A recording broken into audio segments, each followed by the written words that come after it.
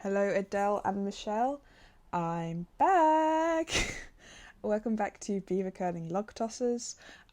So today I'm going to be reviewing You Season 4. I have not reviewed the first 3 seasons. I'm not going to unless there's like an extremely popular demand, which I do not see happening. I've got two major reasons for wanting to review this. So this season I've got very, very mixed feelings about it that I kind of want to talk through. Um, but I don't actually know anyone who actually watches this show, so I'm just going to talk at my laptop for a while and then maybe upload this review like somewhere. Reason number two is that I've got a dissertation to write and I need more creative ways of procrastination because I've been crocheting all week. So that's why I will be reviewing this, not because I have anything particular to say of it, but I've been watching it and thinking about it, and I'm just going to jabber on for a while. Originally, I was actually going to review the series Arcane and or Fraggle Rock. I wanted to review one of those. I think one of those was requested by someone. Honestly, they're both good. I don't have enough thoughts on them to create a whole thingy of this. But you know what? They're good series. Go ahead and check them out. But as for You Season 4, I have very mixed feelings about it. Some elements are brilliant and, really, really good. Other elements I really did not get along with. It kind of makes sense why this season, just in general, has been really, really divisive. Also, my review is going to have a bit of a new structure, so basically I'm going to kind of stop and start a lot, so if there are any kind of weird transitions, it's more so that I can take breaks while recording this.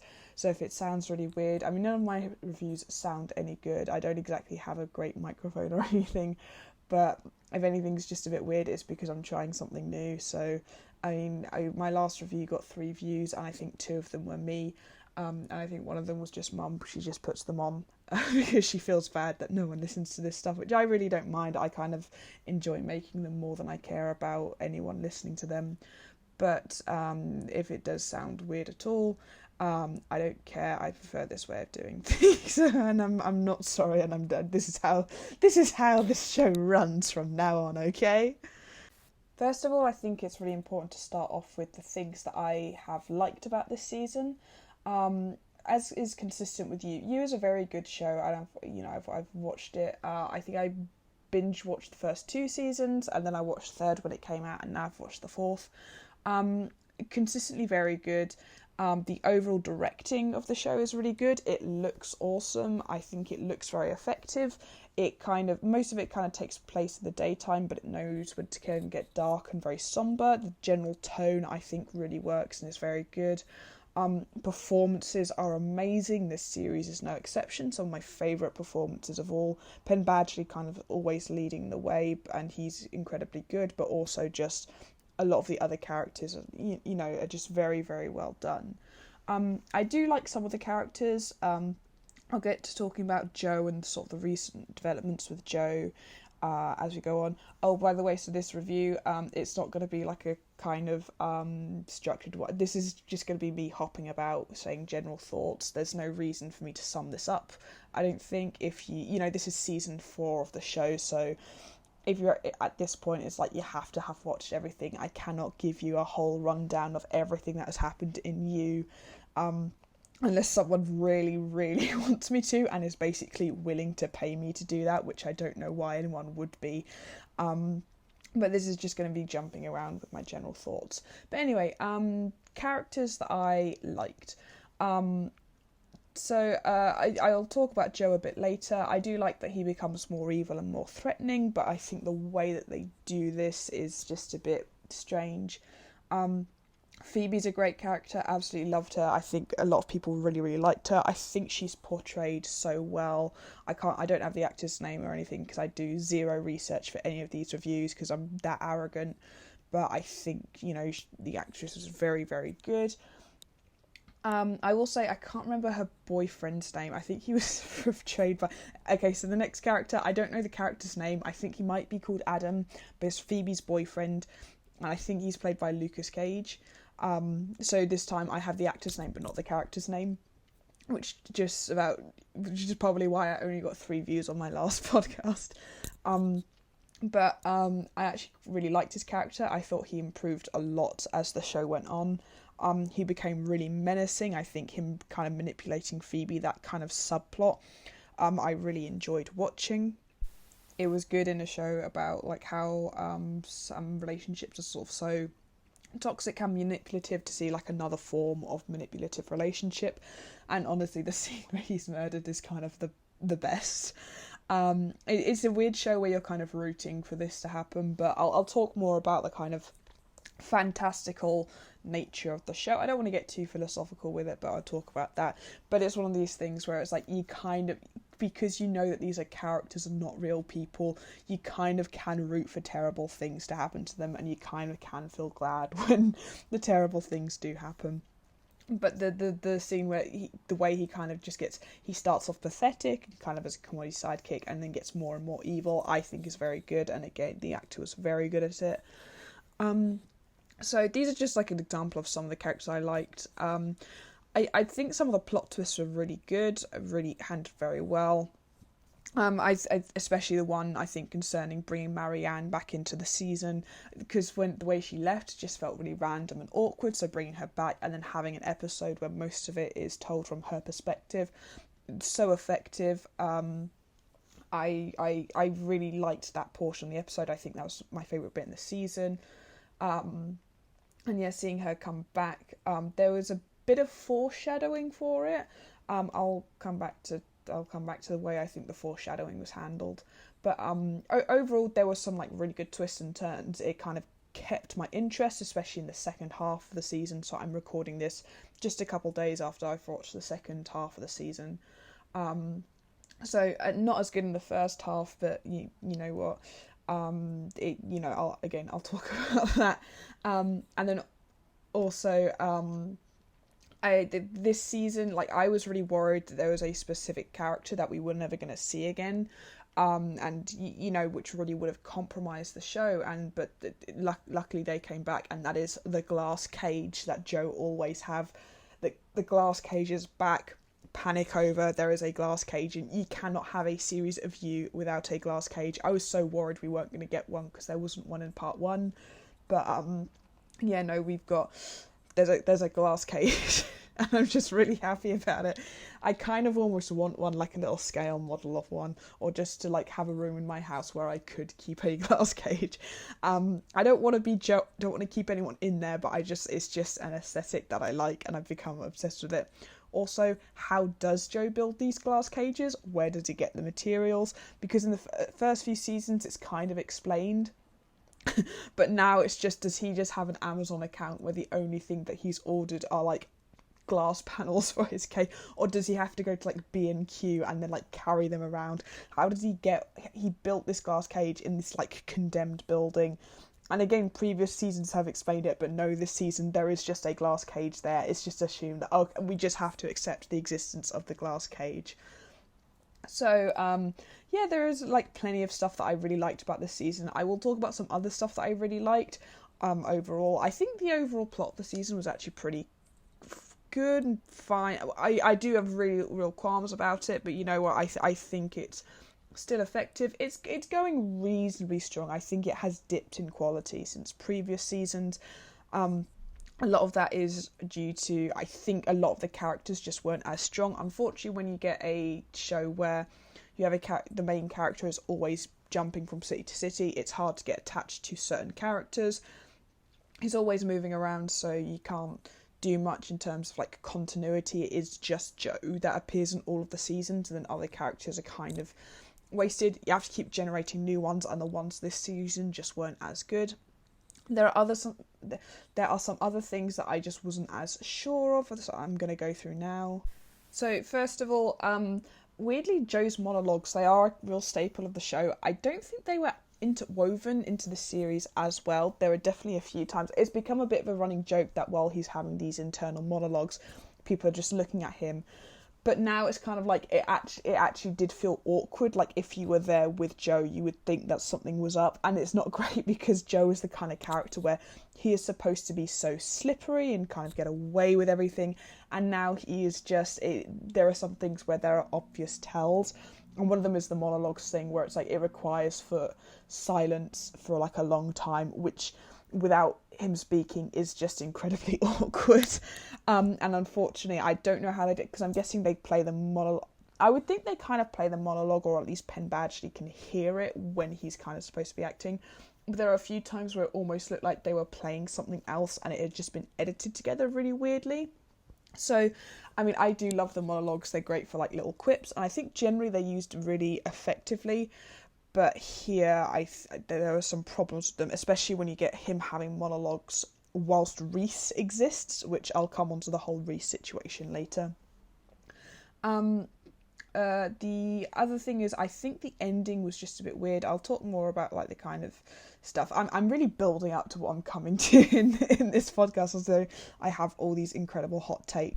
But just in terms of the ending, I just don't think it kind of had the same sort of sting as the other endings did, where I was like, oh my god, what is going to happen next? I think it was just kind of, oh, well, that is how the series ends there. Admittedly, what is good about the series is that they always manage to end it in a bit of a different way.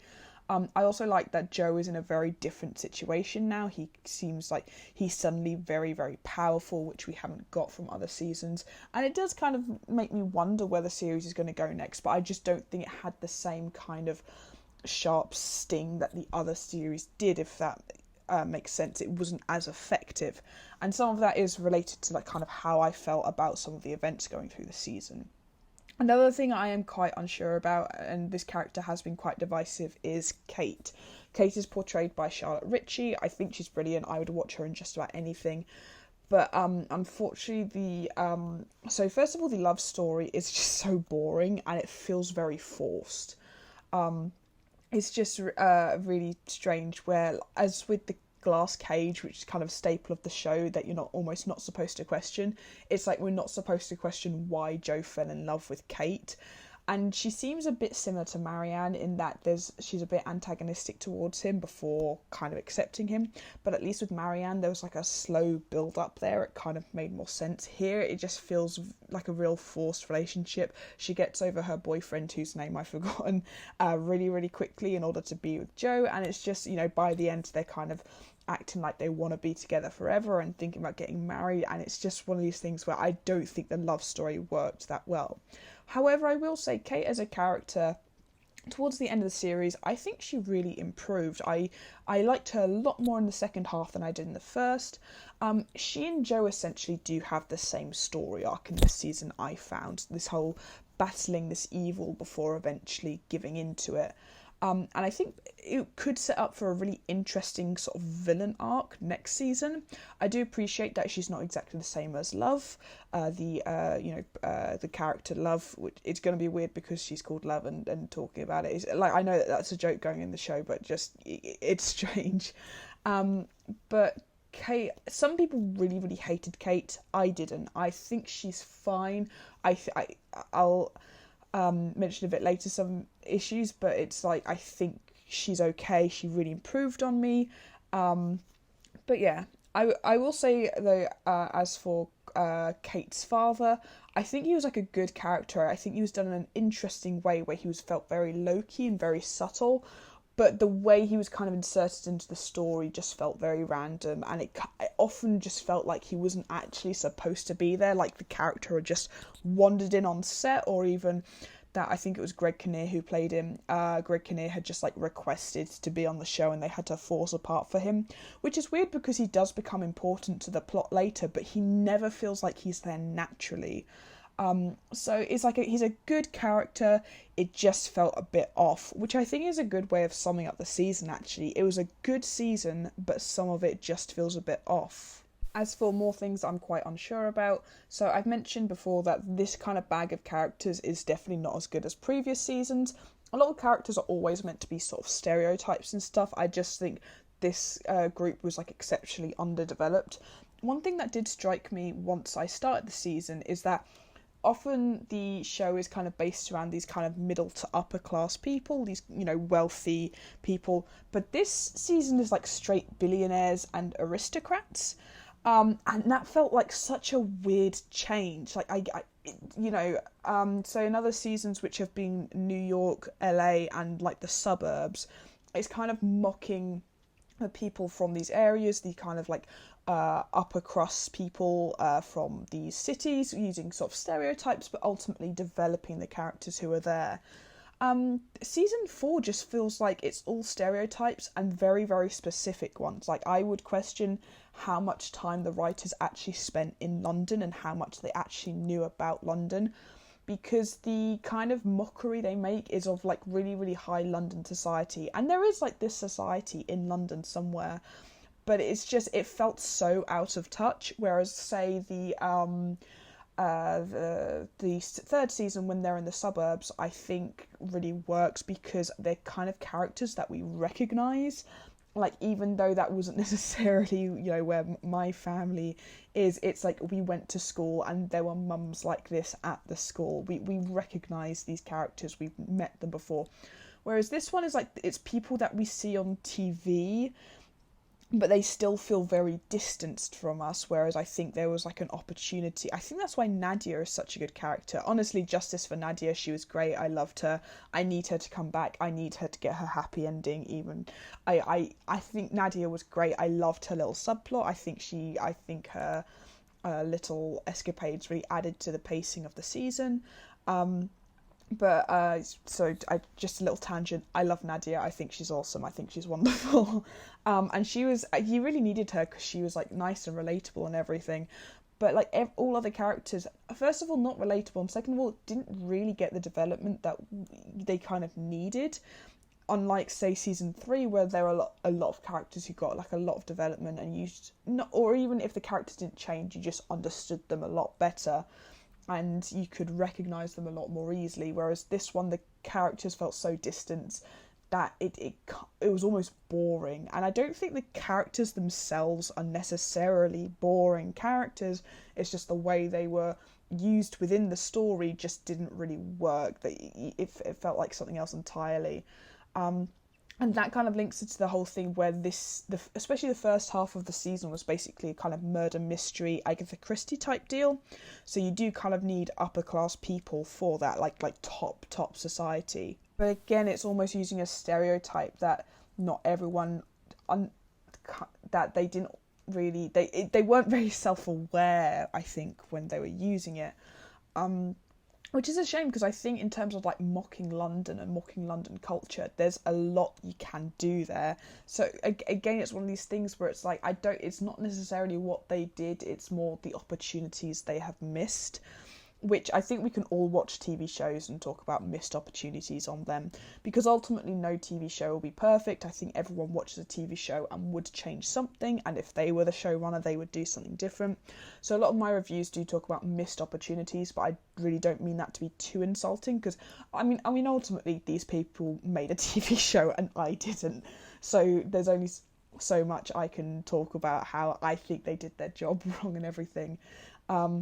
But I just do think I just don't think it worked particularly well the way high society was interacting with the plot. It kind of to set up this murder mystery which gets forgotten, and so there are a lot of characters who in the second part were very important, had been very important, but then were suddenly forgotten in the second half in part 2 of the show. The murder mystery setup I actually do think is a really good setup. I think it's really interesting. It looks incredible, especially the bit where I forget what the house is called. It's like Hambley House or something, where they all go there. It looks awesome. I think it's a great setup. It builds a lot of intrigue. But this feels like a great setup for a different show. For the show that You is, I don't think it was the right setup. That's kind of the thing. Like, the characters I think would have worked in a different show. I think that is why I'm kind of unsure about them. I wouldn't thoroughly say I disliked them, just as I wouldn't say I disliked the murder mystery elements. There are some parts of it were really, really good, but it doesn't work for You, as in the show, not as in You. This show is hard to talk about. There's a character called Love, it's called You. I would say pity me, but I'm the one choosing to do this podcast. So I think overall my uncertainty stems from the fact that the show is very different, but is it too different? Because shows always have to evolve.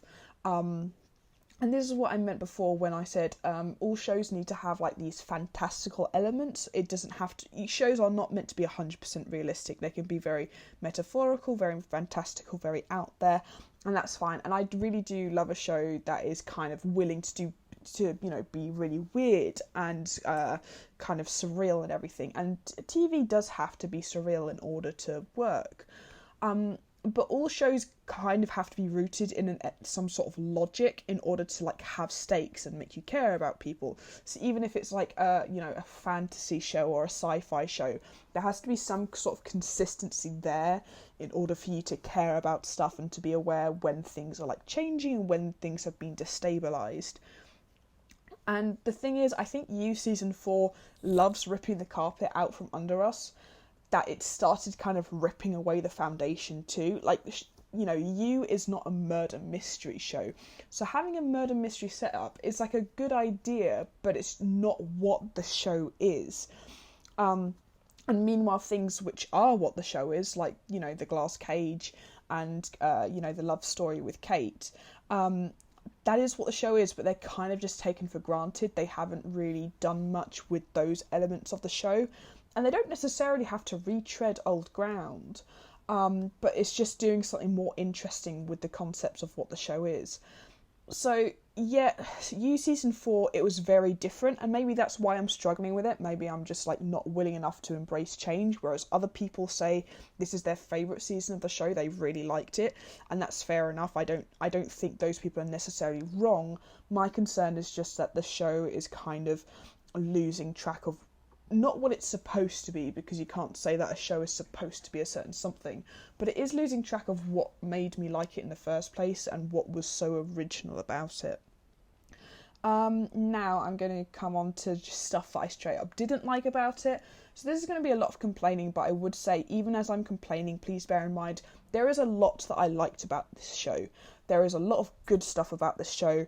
And I would even say, so the first 3 seasons I definitely recommend, and I would recommend generally, not as vehemently, but I would recommend staying to watch season 4 to at least make up your own mind about it. Like I said, I have very, very mixed feelings about this show, mainly because there is stuff in it that I don't like that I feel very strongly about, but the stuff that I do like I think is generally consistently good.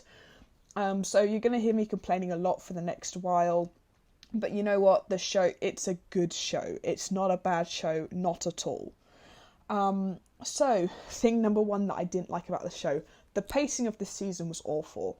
There were like 2 straight episodes of this show which were completely filler. It's strange that previous seasons have been, I think they're all 10 episodes long. This season, I would say you could have just made it 8 episodes long. I've never felt that about the previous seasons, but this season you could have taken a lot of time out.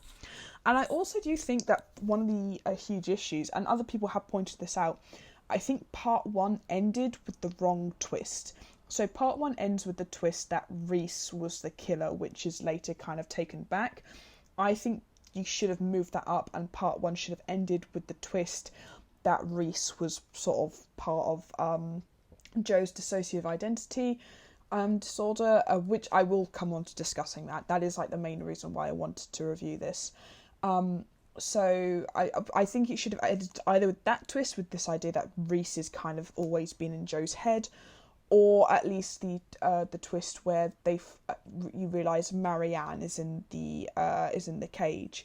And then we get to see the glass cage. I was really worried that in the first half we weren't going to get the glass cage. I was so glad. But we only get like 4 episodes of glass cage business, which again is just like, the first half of the season didn't feel like you. And I feel like if you brought in like a different twist at the end of it, it would have felt more like you, where you find out that Joe actually is the killer and he is still consistently the baddie, or he is still keeping someone in a glass cage, which still exists, which is very important to me. I love the glass cage. I'm not sorry actually. But the thing is, I think where they leave the end of season 1 the end of part 1 of season 4, first of all, the pacing's just off. It feels very slow, and then the end of the seasons feels so rushed. And then, like I say, there are elements of the show where it kind of feels like there are certain characters where you're not really sure why they're there. So they were around a lot in the first half, and then suddenly disappeared in the second half when they probably could have been expanded upon a bit more.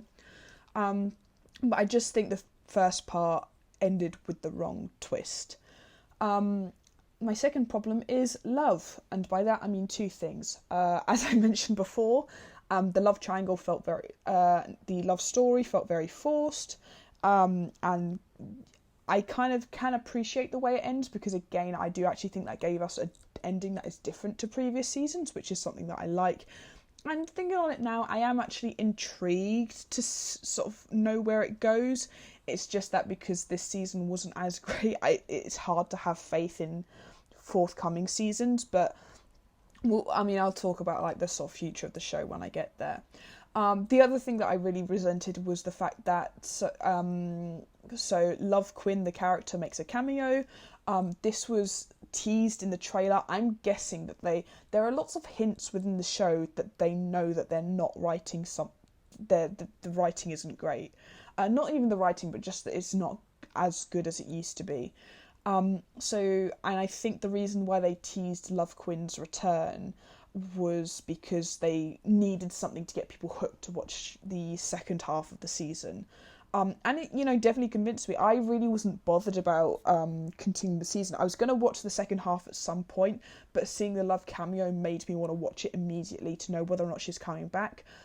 But it was just for a cheap flashback scene, which I think would have been more effective if we didn't know that she was coming back. If they had hidden it, that she was going to make a sort of cameo appearance, in Joe's head, because Joe's had all these kind of flashbacks before, and I think the build-up would have been really cool because he sees Beck first, and this kind of build-up of, are we going to see Love? Because everyone loves Love. She's probably the best character in the show.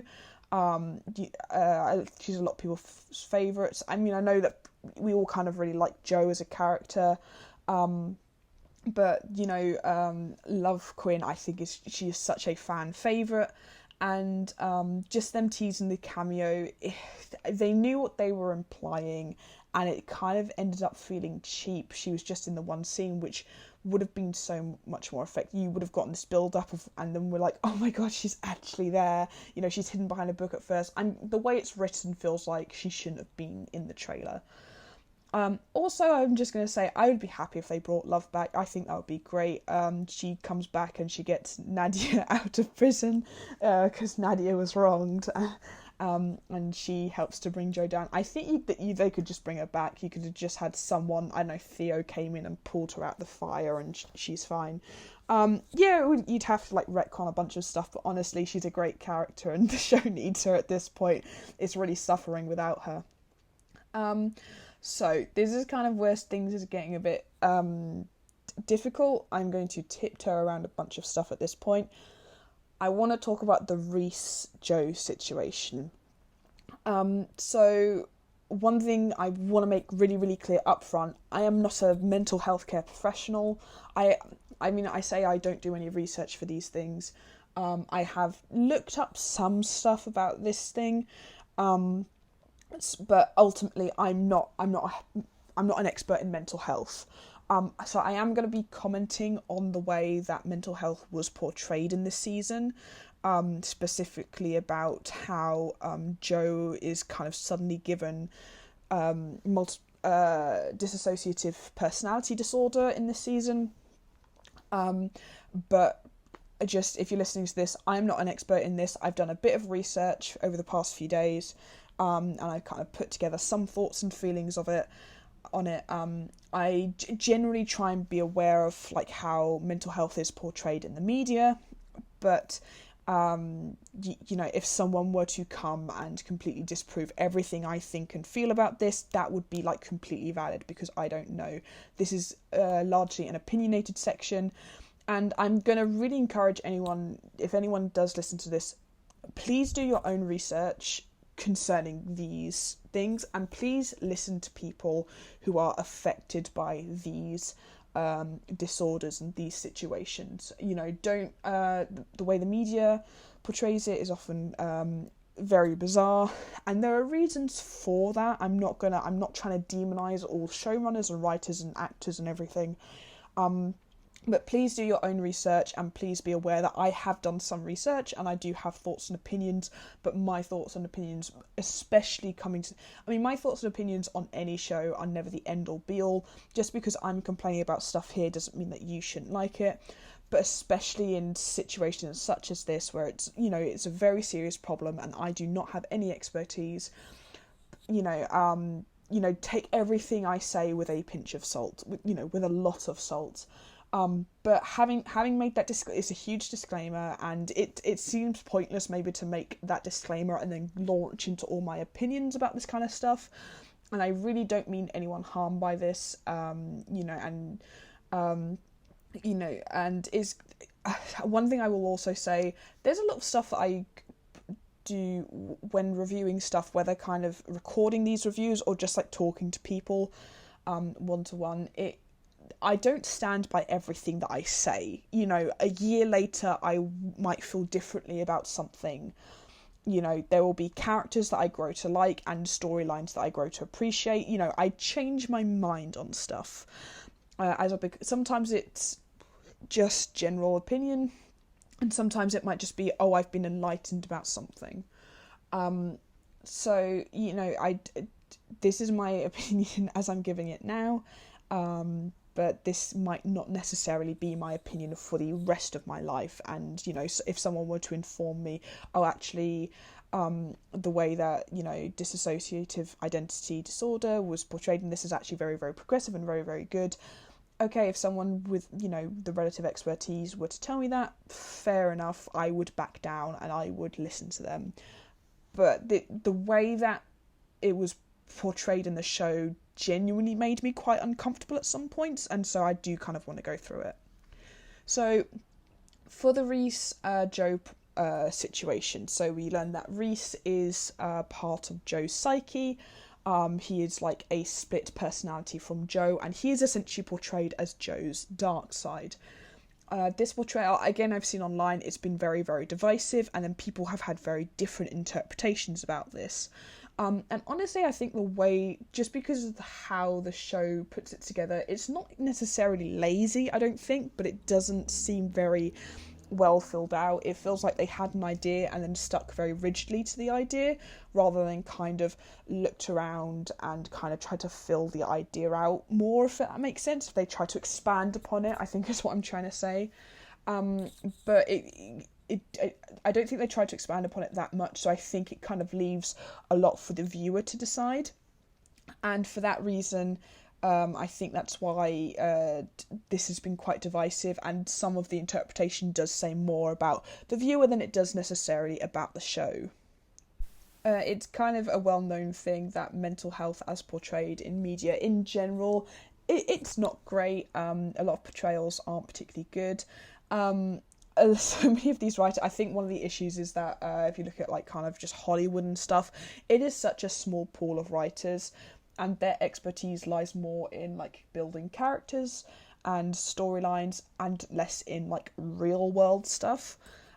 So a lot of these writers are kind of are no more informed than if you just do a quick Google search about stuff, or have like watched the films and read the books about these things before and then kind of regurgitate, so you get these myths that kind of just keep being repeated and repeated.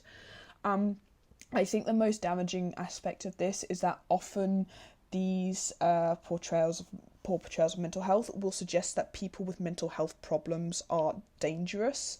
And it goes all the way back to, Psycho was in 1960, and it kind of intimated that, Norman Bates had like a kind of multiple personality situation, so which would now be called dissociative identity. Apologies if I use multiple personality.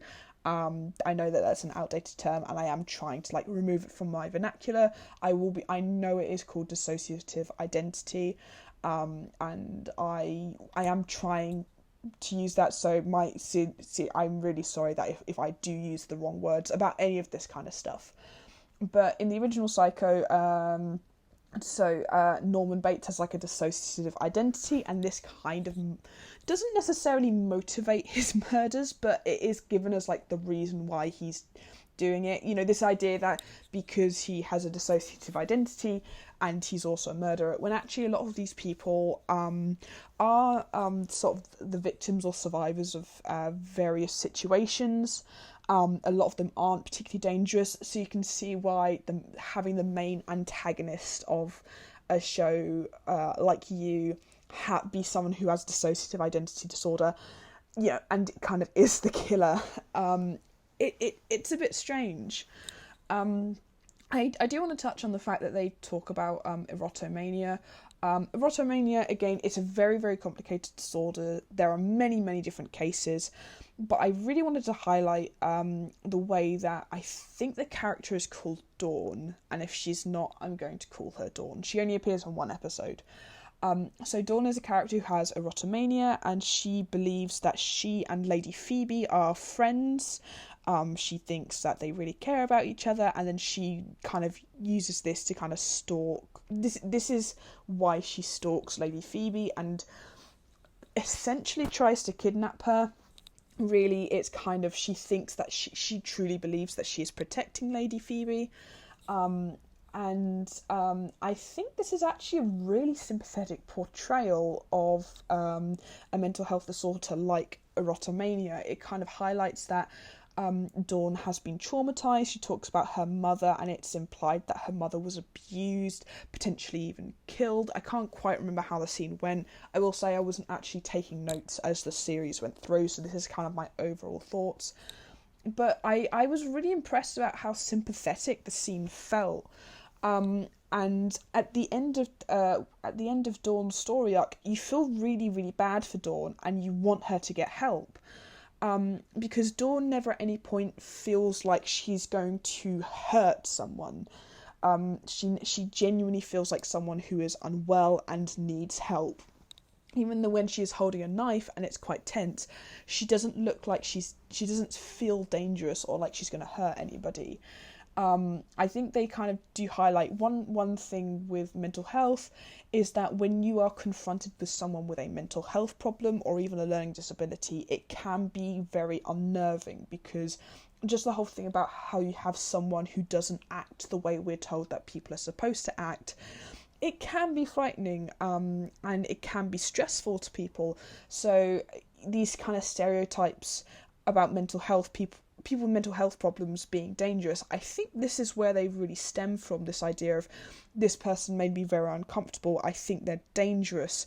And I think Dawn's scenes really prove that that's not the case, that because, you know, you might be really intimidated by someone who acts strangely, but we know ultimately that Dawn actually really does care about Phoebe. She really doesn't want to hurt Phoebe or anybody.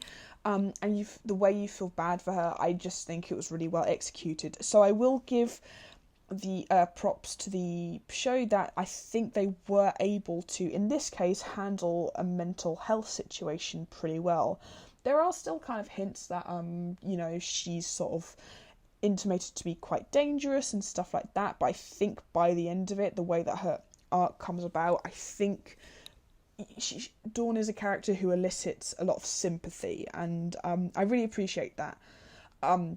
But I'm going to start talking about the dissociative identity situation with Joe. So just a bit of background information about dissociative identity. Some of this is brought up in the show, and then some of it is kind of just general information. Again, it's something that we don't quite understand, but there's a lot of general information which I'm kind of going to regurgitate, but there are so many specific cases which all contradict one another. There are many types of sort of sub disorders and sub conditions beneath the kind of overarching idea of dissociative identity. So it's very, very complicated, but I'm essentially going to comment on the way that the show uses dissociative identity. So dissociative identity is often a result of trauma, if the mind is coping with too much stress and it essentially needs to have the person needs to distance themselves from a stressful or traumatic situation. It rarely makes a person dangerous. Often it means they have survived some kind of danger. So you get, even when you've got people coming back from wars where maybe they have committed, maybe they have done something. Maybe they have killed people at war, because when you're at war, that is what's expected of you. Even then, they're not necessarily dangerous or anything. That was their job, and then they're kind of having to mentally distance themselves from either their own actions or maybe things they experienced, maybe, when violence was committed against them, or they witnessed some of their colleagues suffering from violence. They might have to distance themselves from that situation. Dissociation can occur in many, many different ways. Sometimes it is the development of alternate personalities who, sort of occupy you mentally. So it is kind of splitting you into separate identities in order to have one that is supposed to be stable, and others which, have got, are separate from you, so you can kind of not process, but like block out the trauma, I think is what I'm trying to say. Apology again if I'm putting this all really badly and if I'm not making sense. It's probably a good thing that no one listens to these. It can also cause amnesia. So just like literally make you forget, or it can cause you to black out at situations. So you get just periods where you just don't remember anything. Again, people during these periods aren't necessarily dangerous. It's also worth mentioning that a lot of people with dissociative identities are aware of their kind of different identities, and the different identities almost communicate with each other. This is kind of displayed in the show, but it comes across in kind of a strange way, the way that kind of Joe and Reese are sort of talking to each other, where a lot of people with identities, they might kind of have these internal interactions, and again, this is like separated, different cases will have different situations or ways of describing it. But I did see people online who, people who actually do have dissociative identities. They compare having different identities to things like backseat driving, or this idea that you're not in control, there's someone else in control, but you're still there and witnessing what's going on. Others compared blacking out to things like you suddenly wake up and then you sort of remember what you did, but you don't remember that you're the one who did it. So, it's like this is a complicated disorder, and there's a lot that goes into it.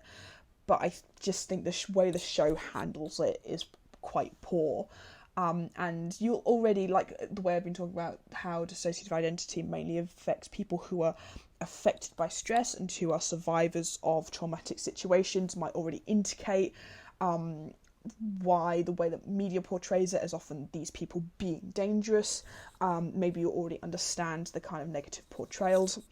There are also other things, such as the amnesia. So people don't actually have control of their mental health. Especially not, no one has control of their mental health or their mental health disorders. But the show has kind of this amnesia which is incredibly selective, and suggests that Joe kind of turns himself on and off when he needs to. And I think it kind of does this so that he's able to hide, so that the Reese side of his personality can hide things from Joe, basically just for dramatic purposes. Even Reese says it's kind of incredible that he never got caught when he was sort of talking to himself. But it's just one of these things where the show is so selective about it, especially with the amnesia stuff, and I'll be talking about other stuff as well.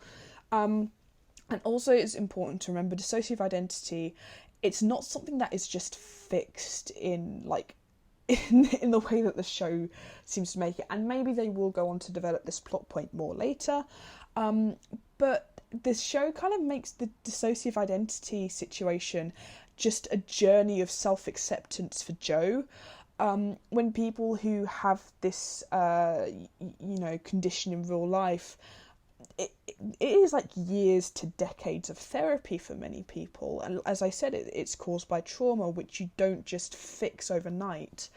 And so the fact that this is being, again, I don't think they expanded upon this idea. I think they forced the idea of having dissociative identity as a major plot point. Rather than expanding upon this, they just kind of force it into the story arc that they wanted to create. So with Joe's a complicated character, and again, it's one of these things where people interpret him differently.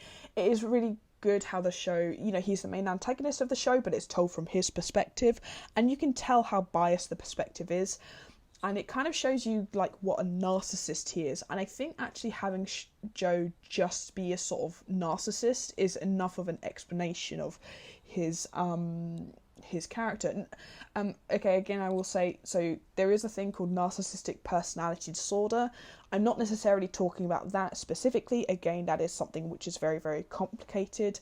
There's also things like Machiavellian. I can't remember what that's called exactly, but like a Machiavellian disorder where you are kind of naturally self-centered and manipulative. That is a real stereotype.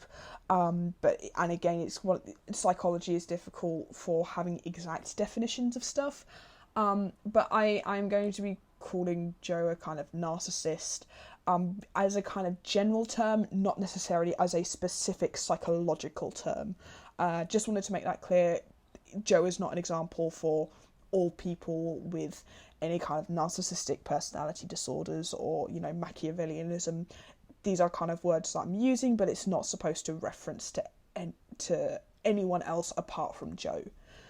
But, Joe is a narcissist, essentially, which can actually be dangerous because he has no sympathy and he only really cares for himself. He believes that everything he does is justified because of what he wants. He thinks the correct woman one day will fix him and he'll stop what he's doing when he's found her, and until then everything he does is absolutely fine.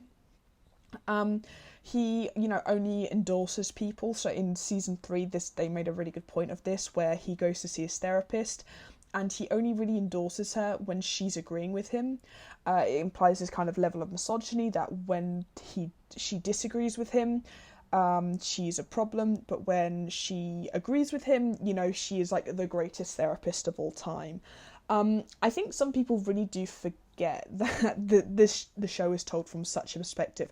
I think other people do make too much of a point of being like, guys, it's told from the antagonist's perspective, you can't, you can't take it seriously, you can't do this, this and this. Like, no, I think most people are aware that it's told from his perspective. And for the people who aren't, that's kind of just how they watch the show. We can't tell people how to watch shows and everything. I know people who didn't like this show because it was told from his perspective, and that's fair enough. And I could spend ages pointing out all the ironies and everything of it, but ultimately it's fine. The way the show goes about, I think it kind of gives us even though the show is kind of rather than seeing the show as a way of you being manipulated into siding with Joe, it is more of just a situation where he is supposed to be the bad guy, and you are supposed to watch it and listen to all these monologues and listen to the framing and everything in the knowledge that this is how a bad guy sees the world, and it is kind of an insight into his mentality. And so it just kind of becomes bizarre when his portrayal as a narcissist, I think, is really effective, and I think it really works. And then the portrayal of dissociative identity, I think, becomes incredibly problematic. I think this polemic ultimately stems from the fact that Joe he's the antagonist, but he's also kind of the protagonist. So I think the writers are trying to garner a lot of sympathy for him, which I think that is where this season went wrong. I think that's ultimate. And some people have been disagreeing with this, and again, lots of people disagree with different interpretations. There are multiple, but my personal feeling is that this story arc was used to make us sympathise with him. A lot of the fun of this show is kind of watching how messed up his behaviour is and watching him do all this stuff. And it is weird that you do kind of root for him, but I think there is like a dark side of everyone's personality that kind of wants to root from the villain from time to time. But like ultimately this show is kind of about watching Joe do these awful things and then just get away with it.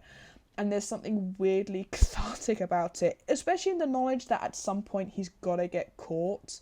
I don't necessarily know if that will be the ending, but you know, that's just the fun of the show. The fun of the show is watching this kind of chaotic character who is the villain be really villainous.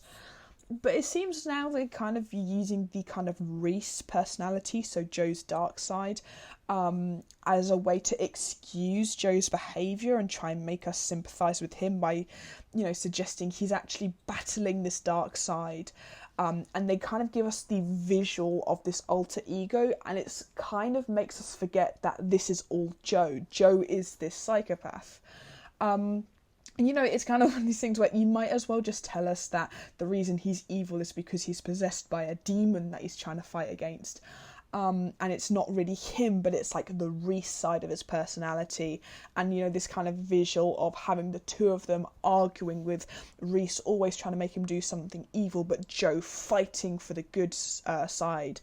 I think it is kind of intended to, like, not even excuse his behaviour, but make us like him more and make us think, oh, this poor guy is not given a choice because he's got this kind of weird thing about him that's making him do this when nothing is making him do this. It is just him.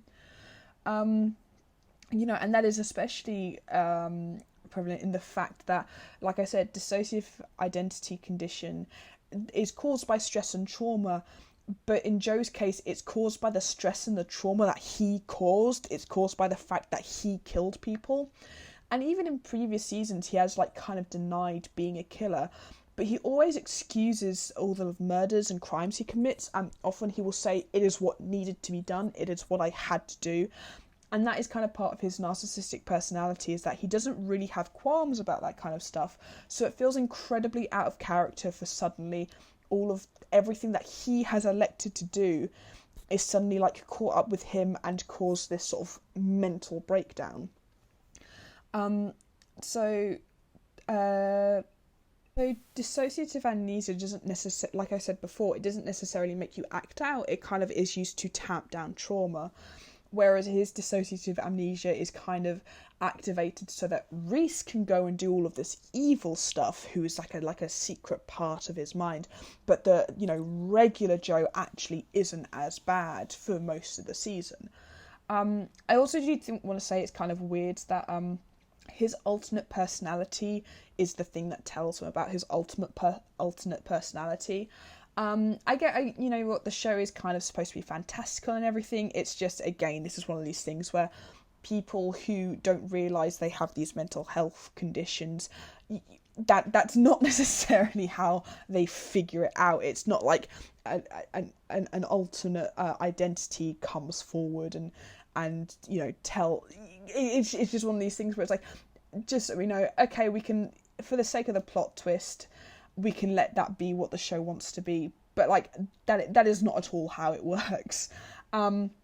His murder spree just appears really, really out of character.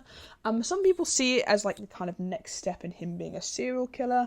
And there are some cases where you get like killers who will, you know, focus in on one victim and stalk them and then kill them, and then suddenly it kind of ramps up into more spree killing. You know, again, this is getting into kind of more true crime stuff. But it while it is a development, it is one of these things where it feels like the show is kind of losing what made it you.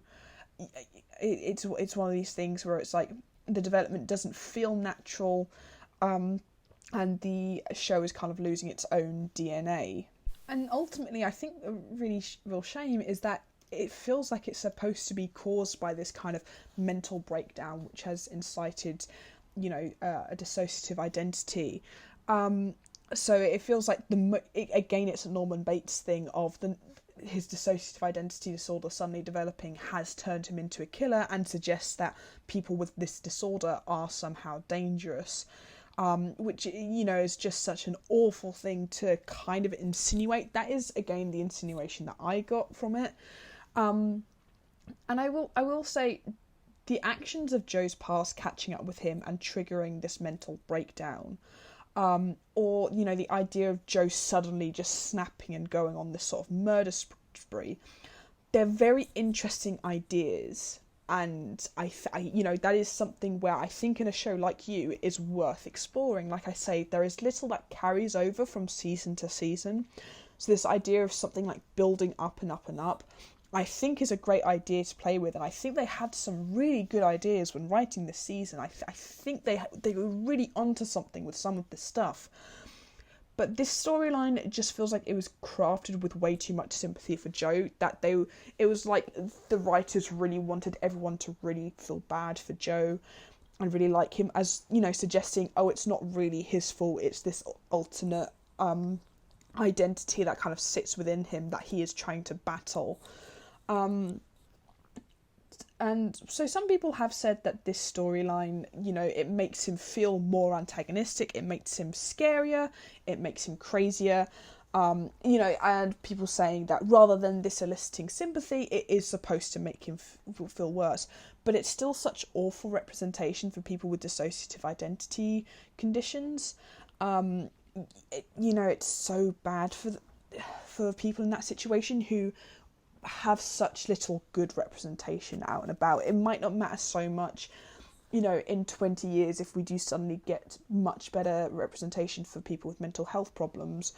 But for the moment, it is so bleak and it's really upsetting. And I will say to just anyone who is had these disorders and feels really upset and unseen, you're not unseen. There are a lot of people I have seen online. There are a lot of people who really, really want to change really want to change these portrayals, and who really want to be there for you. And I would strongly encourage you, if you're feeling isolated in any way because of these things, because of how poorly you feel misrepresented and how poorly educated people are, I would really encourage you to reach out to someone at this point. It feels very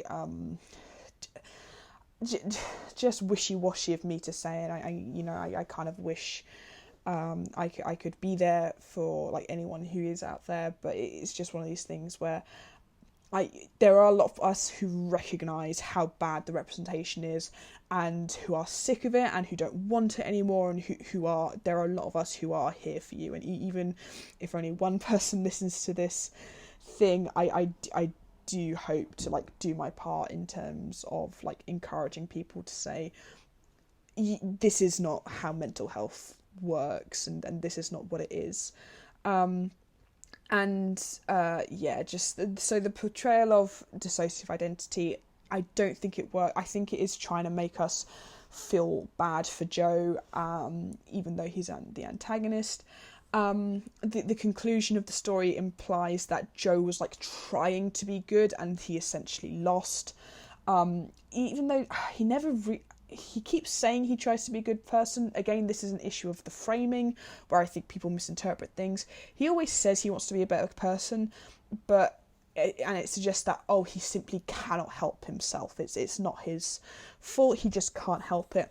When actually his tactics are always avoidance, and he never really does try to develop empathy with anyone. He never tries being honest with people.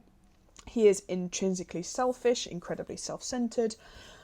But it just feels like right now the show really wanted us to sympathise with him, and the show almost doesn't feel finished in a way, in that the whole thing is he battled his dark side and lost, and Reese won, and I'm sure and a lot of people say it's him embracing it, but it just feels like it's not embracing who he is necessarily. It hasn't embraced what his character has been in the past.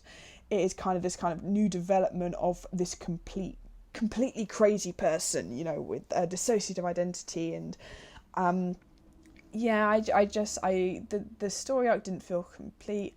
I think I've spoken enough about this that you can know my feelings of it. Again, I'm very interested in hearing other people's feelings of it, because, you know, my thoughts should not be the conclusion of anything. Oh, another thing I will say, so it's also implied that the fact that he hit his head kind of triggers for Reese to, you know, he hits his head and then suddenly he's like, oh, Joe's not here anymore, I'm not Joe. But first of all, again, hitting your head can like have repercussions for like mental health and stuff. That's but like how is it that he does that and it triggers this issue and he doesn't need like immediate medical attention? Like he would be like bleeding from the head for a while if it was that bad of wound, and you just find him later having a fit or something. And like, does Joe not know that we have the NHS in England? It's just one of these things where it's like the way he hits his head, it's like he would have to like seek medical attention for that.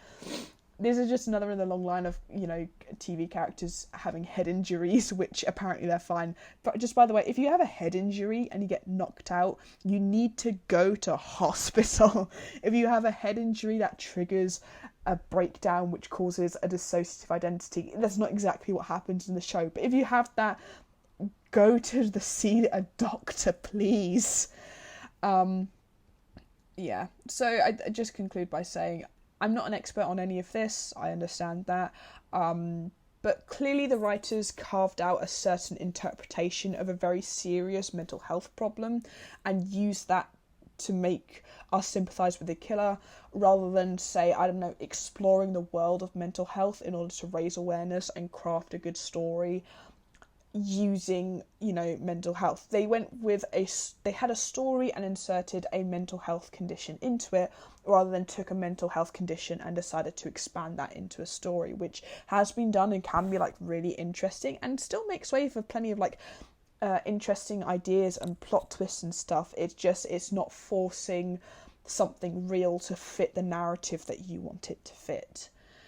So that is kind of the end of my spiel on that. I sincerely, anyone listening to this, I do hope you're okay, and I really did not mean to upset you with any of this. And if you don't know about mental health, you know, please do your own research and please look stuff up.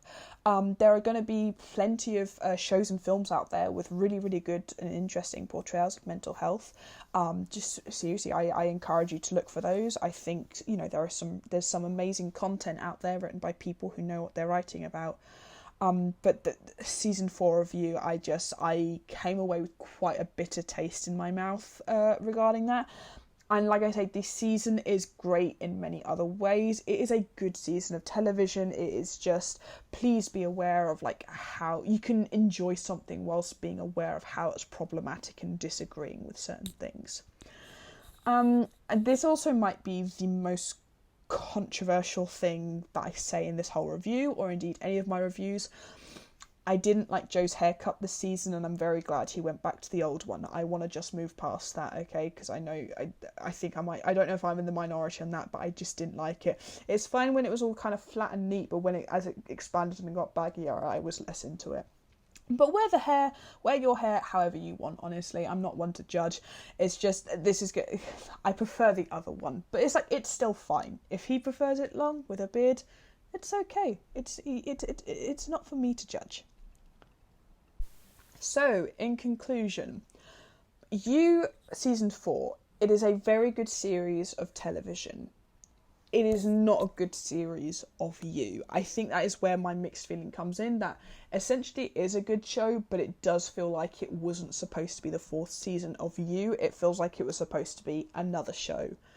You know, the fun of You comes from the fact that it's from the perspective of the antagonist. We are watching Joe being, you know, also really chaotic and kind of doing all these awful things, and we're kind of with him as he's doing that, watching him excuse it. Feels kind of really weird and subversive to, you know, be rooting for him, but that's ultimately what we do. But I think unfortunately the show has kind of become really addicted to plot twists rather than kind of plot development. So in the previous seasons, yeah, there were like twists, but most of it was like just watching the plot develop along and watching it happen, which can still surprise you and impress you, even if it's not necessarily a huge twist. But the show has become addicted to plot twists, and that's kind of compromised the DNA of the show.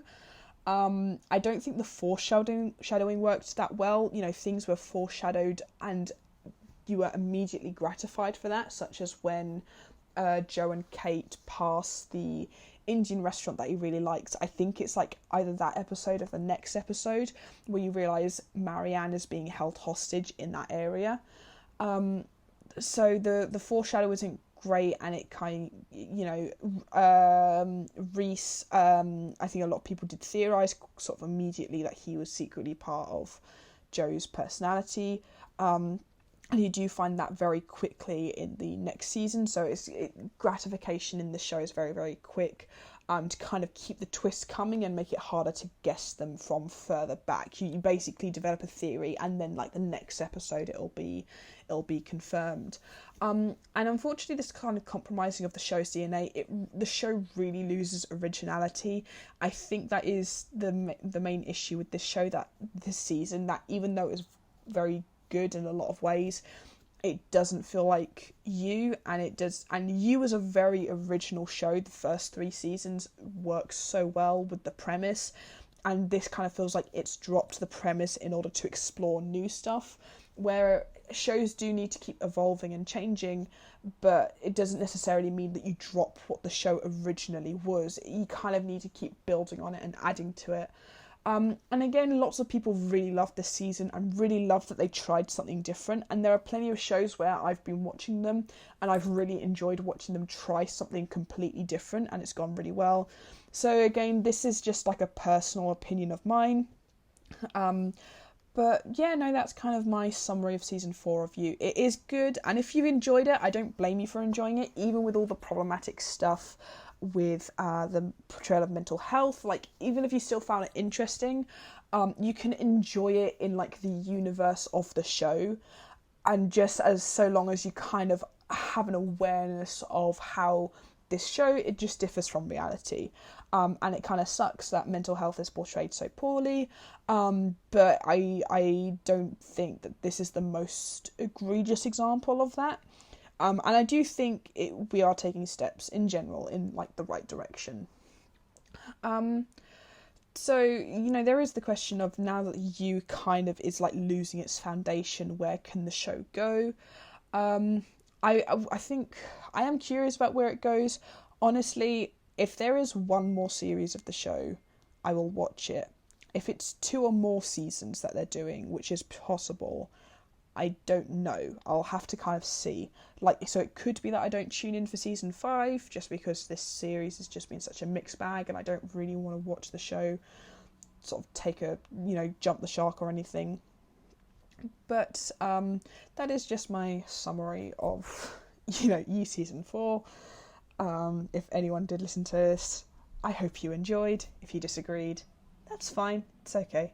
You know, and I still don't actually have an outro for this, so I'm just going to stop recording.